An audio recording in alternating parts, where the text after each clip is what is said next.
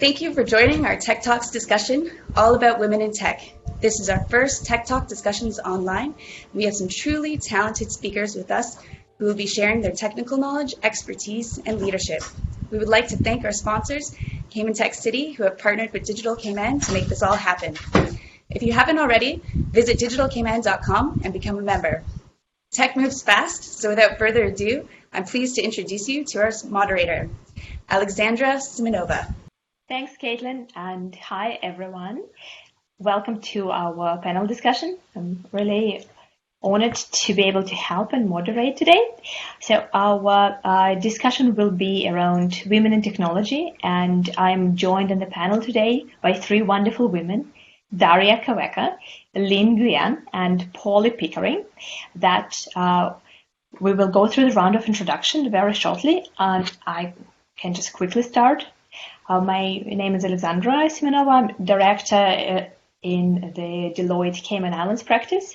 I have over 16 years of experience in IT and have been in IT management for 13 years of those, and about 10 years here with Deloitte. I've started as a software engineer and at the moment focusing on our practice of technology and digital risk, as well as the cyber risk, leading cyber practice for the Caribbean region. With that, I will pass it over to Daria to introduce herself.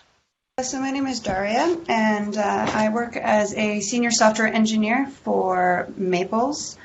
I've worked for them for about 4 years. I've been in software engineering for over 15 years, and been in Cayman for 9 years. Everyone, my name is Lynn. I work as a senior business intelligence analyst at Poi Technology. I also in the data science field. I've been in data science and business intelligence for over 14 years. I start as a data mining analyst, more or less, and then as the technology evolved and the computer now they was able to do expensive computing, to do machine learning and deep learning. So that's for into my passion, and here I am.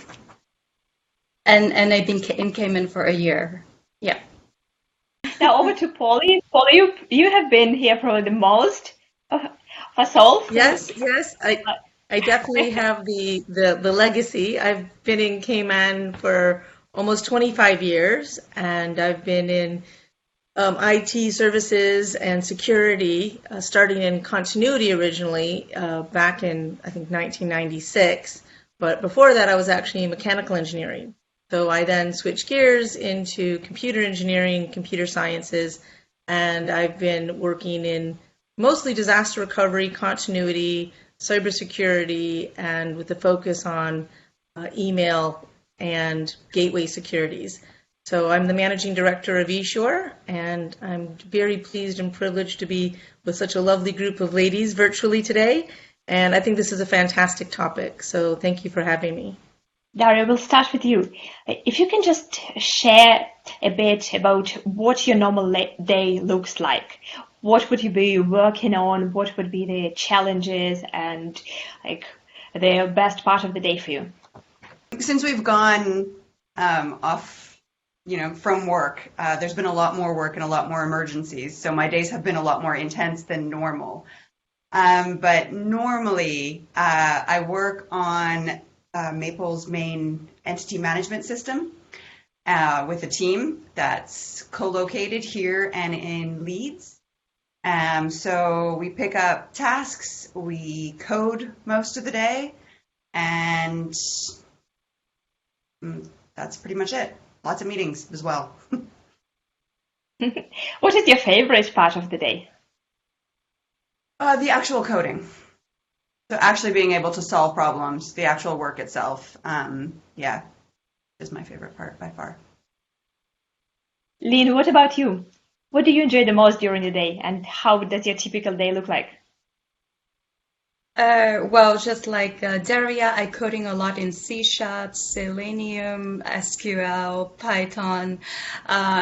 So since working from home, we're talking about Google, Bing, Yahoo, the way people search, the way they looking for a different product has been changed. So I've been working a lot with BERT. It's a is a natural language processing that created by Google. So if I have billion of search every day, I run my BERT model to train and classify the text. I know what my customers are looking for, the majority of the market, what are they looking for, and based on their demand, we put together a product that can facilitate the user to look for what they need. And Polly, I don't know if there is a typical day for you. I know you have I wish on your plate. Every day seems to be a little different. We were joking, it seems to be like Groundhog Day. Every day seems to be starting about the same. A lot of virtual meetings, a lot of client interaction. I think we're finding a lot more folks, funny enough, using the phone to call people, and we're trying to enable a lot of our customers all around the world. So I think for me, the biggest challenge is probably the time zones. And so that's been a little tricky with the different groups all over the world calling at different hours of the day. But I think the most fun has been just connecting with clients on a different level, different people and customers who you don't normally interact with. And I think it's been great to end each day realizing, like you've kind of helped people with what threats are out there and how you can get them through some of the danger zones that we're all facing right now. So I think probably the best part is realizing that every day you can make a bit of a difference. Every day's a little different, but yeah, it's been challenging, but I think a lot of us really rise to the occasion. And I think women in general, we tend to handle stress a little better. So let's hope that carries on a little longer. Yeah, I agree with that. I think from the resilience component of technology, it's really great to see women here because I think we are mentally prepared to handle all of that. And Polly, you mentioned that you started as the mechanical engineer. So how did you decide to go into the computers and technology? Well, I think it was a natural progression because I was working in industries that were advancing in robotics and just systems advancing, and companies looked around to find who really had the background, and engineers were typically taking computer sciences as secondary courses, and I was also doing some programming. And so it was really just a matter of who would be the best super users and then administrators. So it was a natural progression for me. And I loved it because it was actually the side of the businesses that I worked in that I liked the most, which was fixing things and finding a way to tie systems together. So they also weren't building many cars down in the Caribbean, so I had to move from mechanical engineering to computer engineering, and I prefer this location better. So, right. Lynn, what about you? Have you always known that you wanted to be in technology and in programming? No, I didn't know at first. I graduated in mathematics and statistics, so I'm working as a data analyst to begin with. So of course that we start to work with Excel, and then I needed VBA to automate my program, and then I deal with larger data set. So I need SQL Server, and eventually SQL Server is easy enough. We have to go into big data, cloud infrastructure, and then also for computing. So about 10 or 12 years ago, the computer chip is not powerful enough to do, if I have a million column of data set, like the computer is not strong enough to handle that type of data set. So, within the past 4 years, the technology has been like very advanced. You heard a lot about machine learning, deep learning, a lot of training model for artificial intelligence has been published for free. So because of those technology, I was able to get in machine learning, and I was able to do the forecast and prediction, for our financial system using TensorFlow from Google, PyTorch from Facebook. It's all open source. It's all free, and we can, like, as a data scientist, we can access to Jupyter Notebook for free, or a GTU processor from Google. So all the sources are open source. It's not expensive, so it gives a chance to mathematician or data scientists like me to experiment and try all the best model in the market and to refine what fit our company the best. So yeah, that's how I guess I should follow my passion, and that's where it's led me here today. Yeah. It's quite interesting to hear that, because I was studying software engineering, but they wouldn't allow us to even start software engineering paths before we complete several years of mathematics courses. And they put software engineer to mathematics faculty, so we had to have 3 years of mathematical analysis and all the mathematics and quantum mechanics first before we could start doing more practical programming and stuff. And I guess all the time I really appreciate that background, the foundation that you learn that way. It's really interesting. Daria, what about you? How did you decide to go into the field?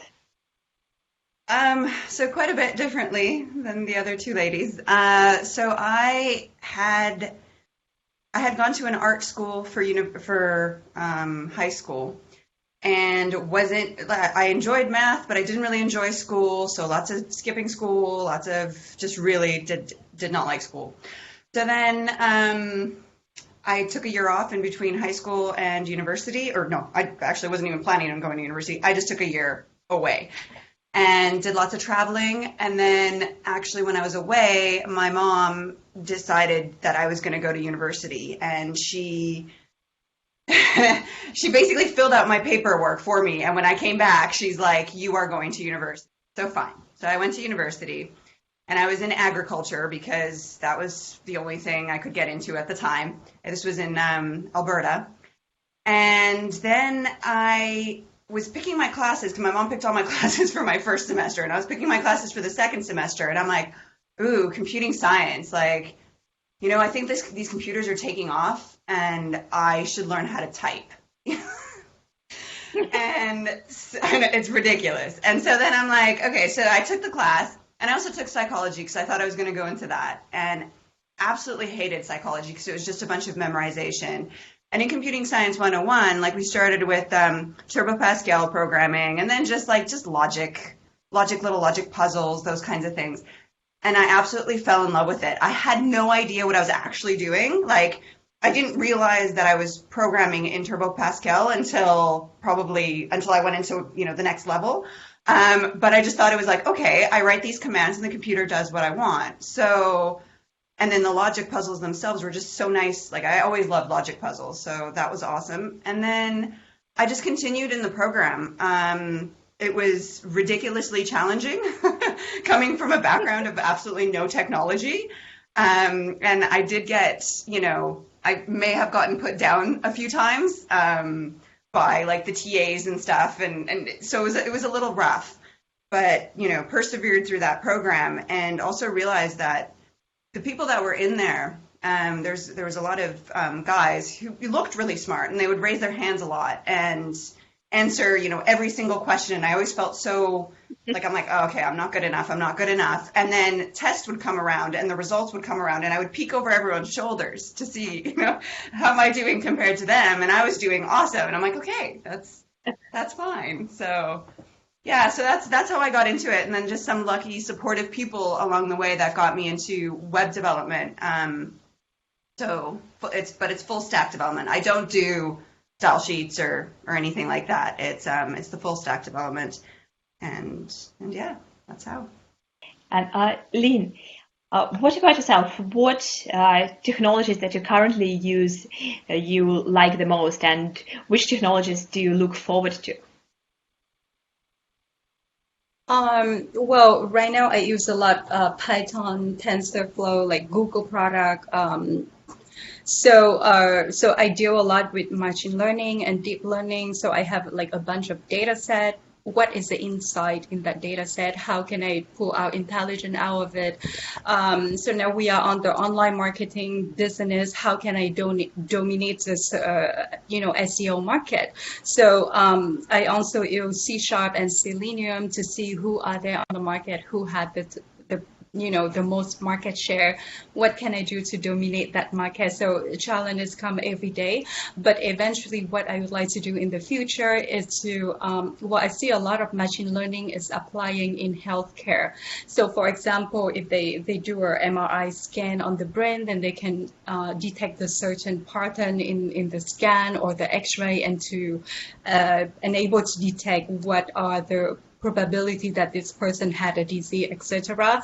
And, imagine if we can do that on the scan of the COVID-19, and we was able to tell right away that, based on the cell pattern, this person had COVID-19 or at the beginning stage, or at the ending stage. So again, use data science to automate and find out what we need. That is for me is fascinating. A lot of company or a lot of online schooling also apply artificial intelligence into their education system to customize each of the student on, nobody learn the same way. So if I was able to use data science to customize and adapt to the learning pattern of different students, that is something very interesting, and that is what I would like to contribute in the future as well. Yeah. Sounds really exciting, and as you said, especially dealing with pandemic like that, compared to the previous pandemics when technology was very different and communication technology was very different and overall capabilities. It's really interesting to see how that all going to change now, and also what technologies it would propel into the future.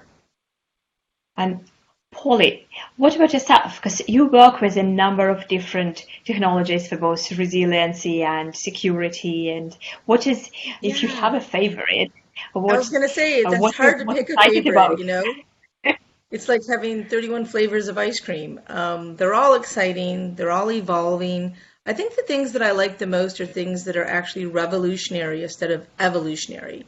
So I find artificial intelligence is a revolution in technology.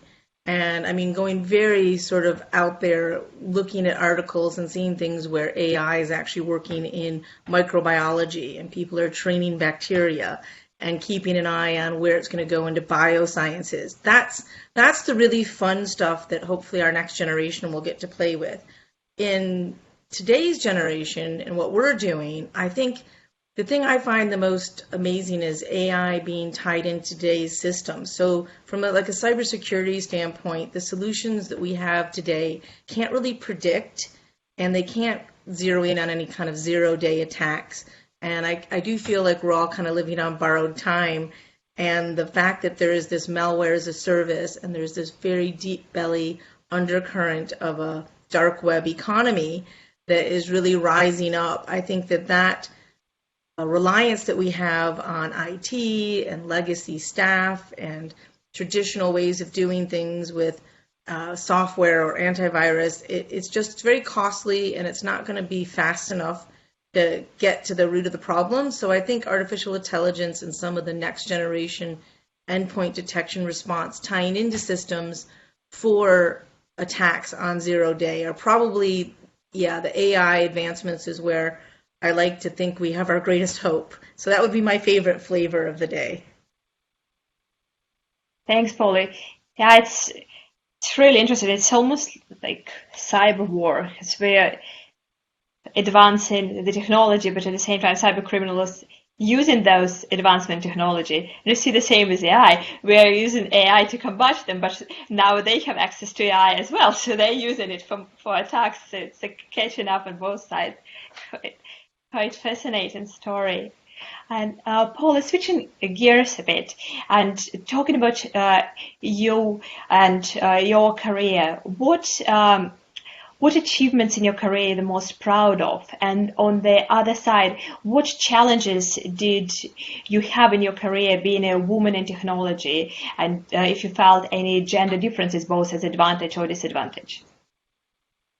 Well, I think the first part of the question, I'm very pleased locally that my company got to be sort of the Chamber of Commerce Business of the Year, Business Excellence, and being thank you, but being a all-woman company. We have a few guys who come in and out of the business, but we are typically a women-led business. So I think that was probably in recent days. There's been a lot of really great times, and my team spans years and a lot of different great people. But I think that locally being recognized and being able to then mentor other young ladies, whether it's business professional women, young women, or the digital Cayman initiatives trying to get computers for kids who don't have them, who are trying to be schooled properly. So I think that's where you get the best feedback, is when you can really see things making a difference.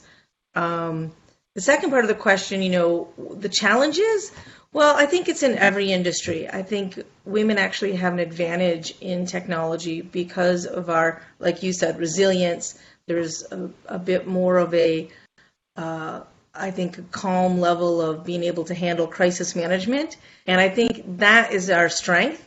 The challenges I felt are the same through any gender inequality issues, where I've been in the same position in the past doing the same job, and yet men are being paid a higher salary. So I think that's the biggest challenge globally we have to really attack, is some of the inequality of the industry. How to do that, I'm not really sure, but I'm sure I'll be digging my heels in and trying to help out everywhere I can. Thank you, Polly. Daria, what is your take on that?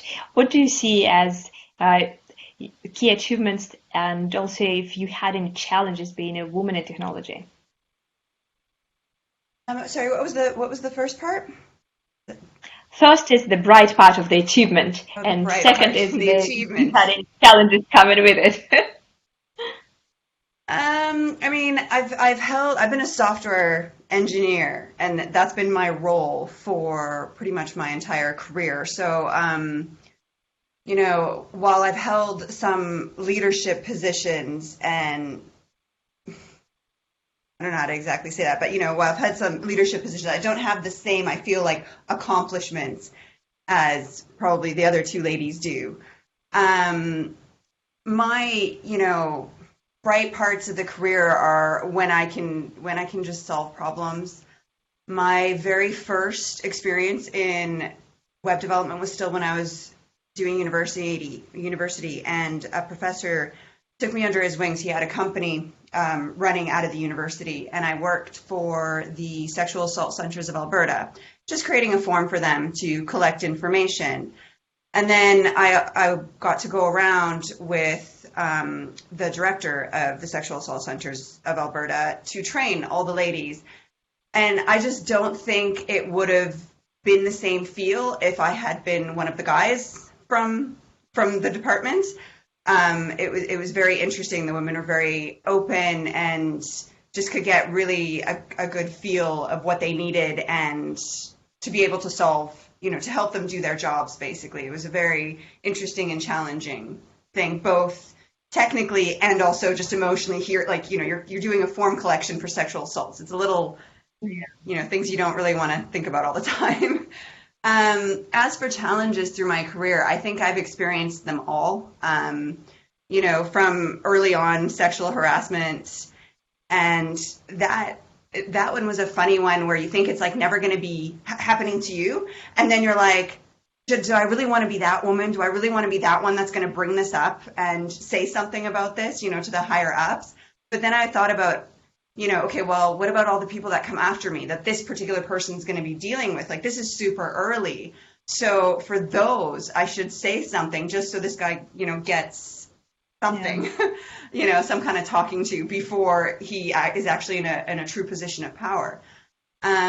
So those kinds of things. I mean, most of the time it's just people look at me and don't think that I'm in IT. So, trying to convince them that I belong is a challenge as well. Luckily, I think with the pay situation, I've been fairly lucky. I try to gather as much information as possible early on to ensure that I am paid the same. It's just been a goal of mine throughout. There has been times in my career where I've been paid a lot less, but you almost could have excused it. Oh, okay, well, you were junior at the time, or whatever it was. It wasn't necessarily because I was a woman. But yeah, I don't think that has happened since, and hopefully doesn't happen again. Yeah, so I think that's it for my challenges. A fair amount. Thanks, Daria. And as Paula briefly mentioned, we're both part of the Business Professional Women Club, for instance, in the Cayman Islands, and so supporting Crisis Center and looking at the ways to help women in those difficult situations. It's really, it's tough, but it seems like there has been progress overall globally, but there's still a lot of work to do on that front. Thanks a lot for sharing your story. And Lynn, over to you. Have you faced any challenges as being a woman in technology, and at the same time, did you feel any advantages of being a woman in technology?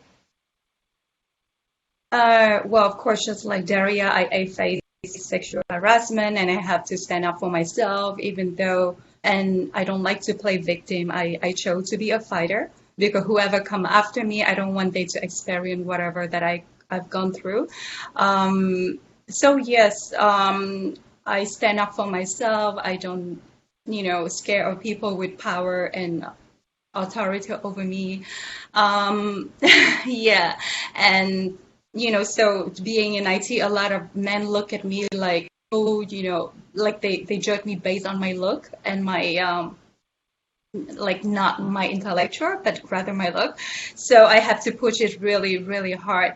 And I invest a lot in my career. I invest like 10 to 15% of my salary into coaching, mentoring, taking class from university. So my teacher are from, engineer from Google DeepMind, lead machine learning from Huawei, all the top leader from McGill University.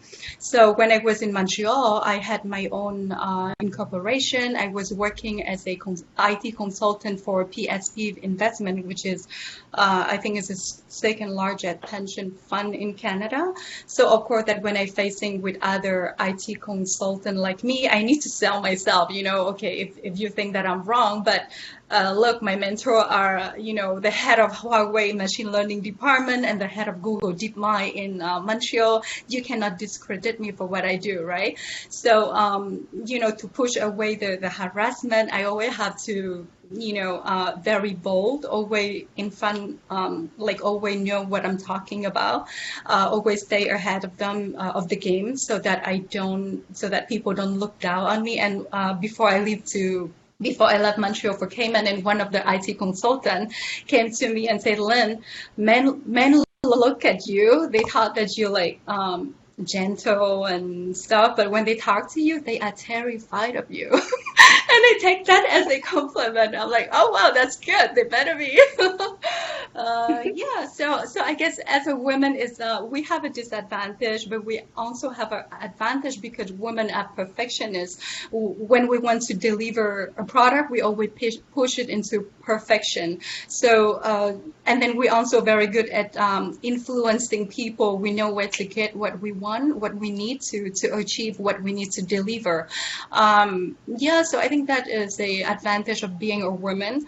And about pay range, I always make sure that I'm the top pay analyst in my company or in Cayman Islands because I know what I can offer. And I mean, I don't keep all that money for me. I invest it in myself to get coaching, mentorship, go back to school and bring all that knowledge, because technology it changes every month.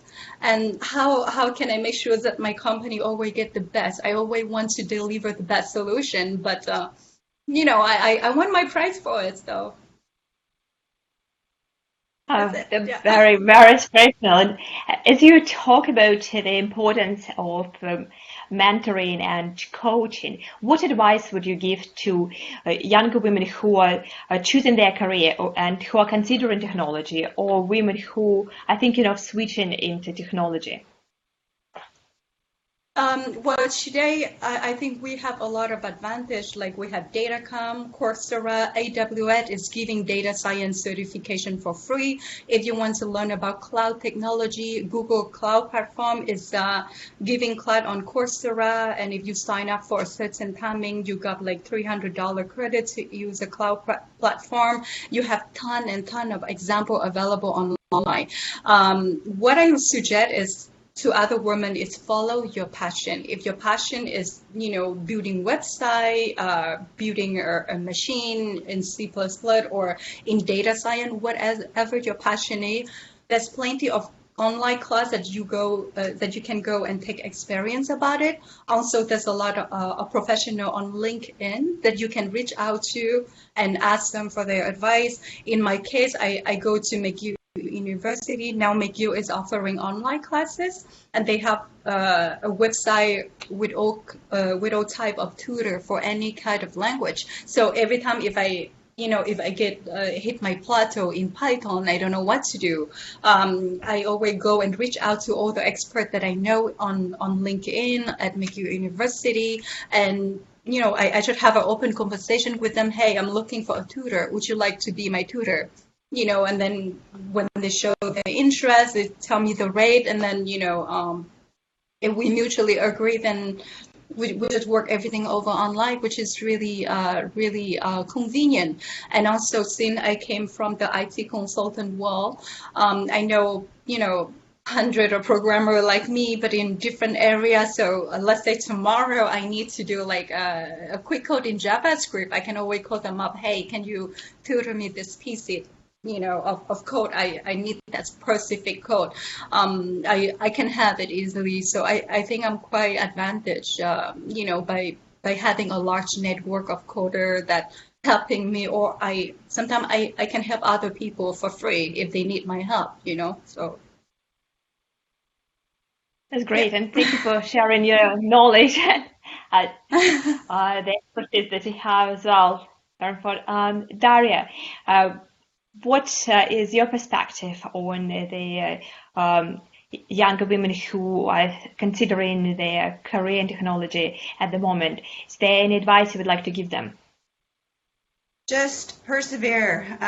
If you like it, then just stay with it, and also realize that the imposter syndrome is real, and everyone has it. And especially women in the field have it so much. So just remember, when you ask a question and some guy gives you an answer and he just talked for loops, it's because he doesn't know the answer.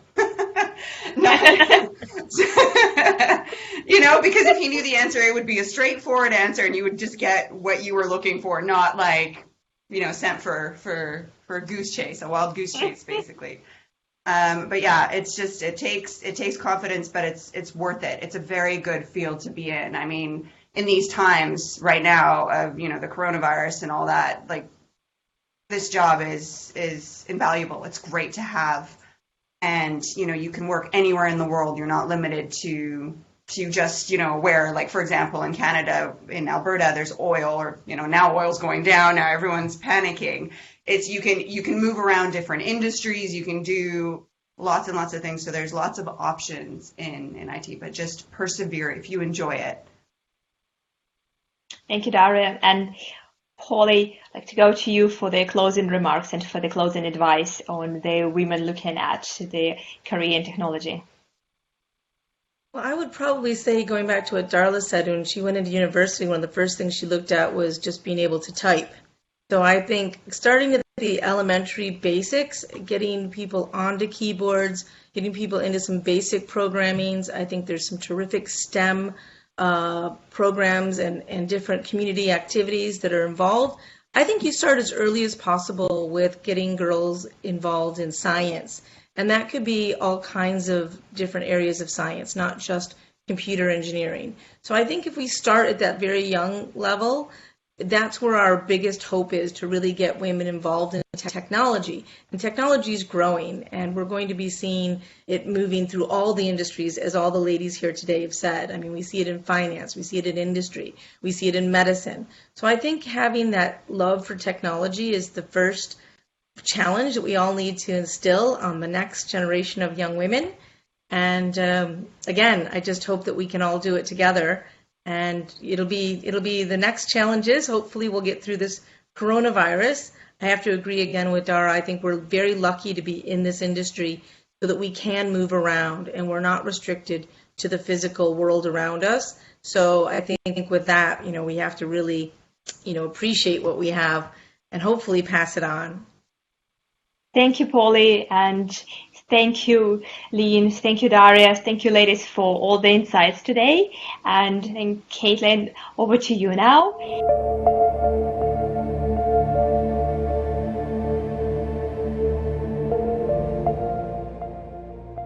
This Tech Talks event was originally scheduled to be held at the National Gallery of the Cayman Islands.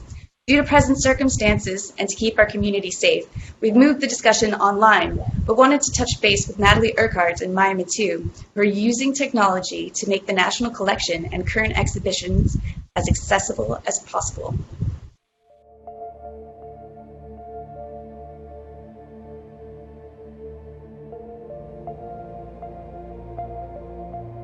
Natalie, thank you for joining us. Tell us about the current temporary exhibition and how we can take a look online. So Island of Women actually opened in late February, so just really before we started very rapidly needing to transition online, and got a great opening night, lots of great content, and of course we had a very large program built around it that we were looking forward to rolling out. So really had to think quite quickly about how to adapt.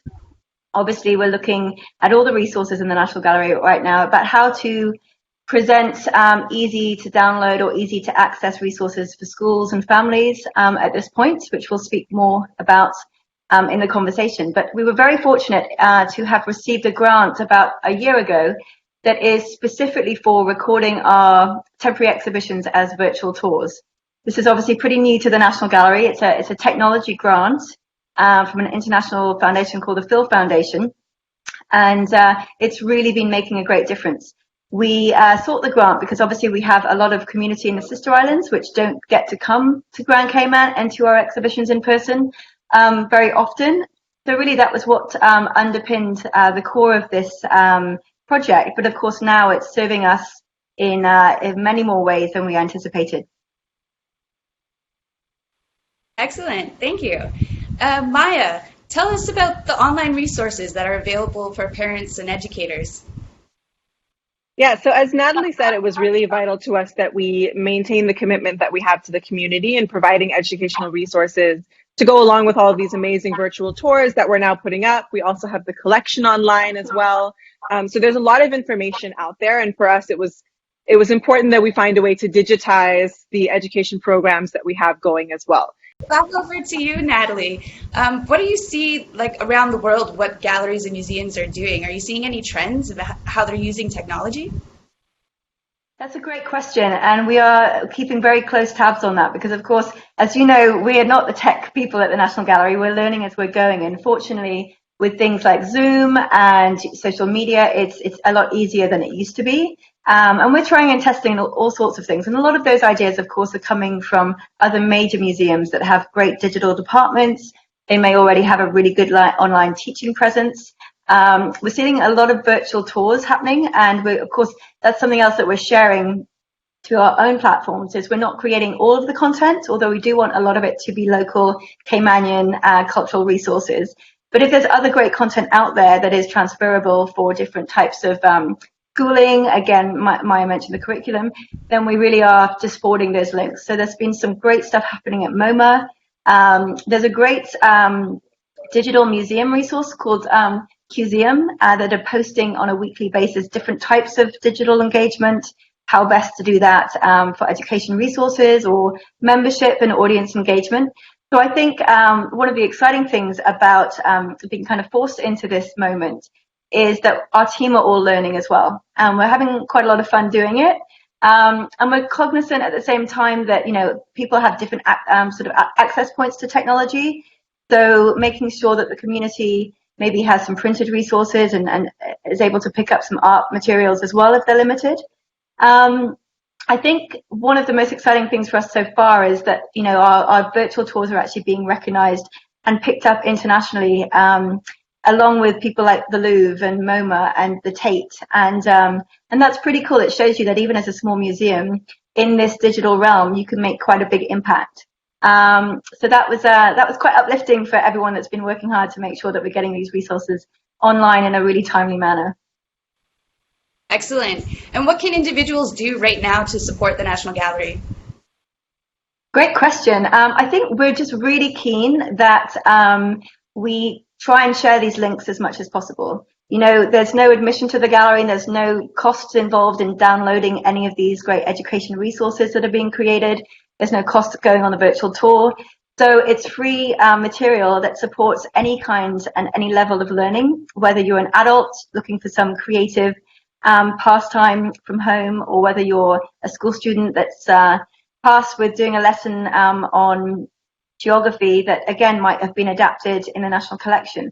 So we're just asking everybody to help us get these links out there to all of the members of our community that need them. So I think, again, just supporting your wider arts community. Obviously, we're all struggling at this moment, but creativity has to continue, and it's what inspires all of us. So supporting our artists, sharing their posts, getting them out there, reminding people that people are working really hard to continue creating and also documenting this story. But yes, please share all of these links. We want them to get out there and make a difference. Excellent. Well, thank you both for joining us today. It's great to see you. And for everybody who's tuning in, make sure to stop by the National Gallery's website to check it all out. And we look forward to meeting again. We'll speak soon. Thanks.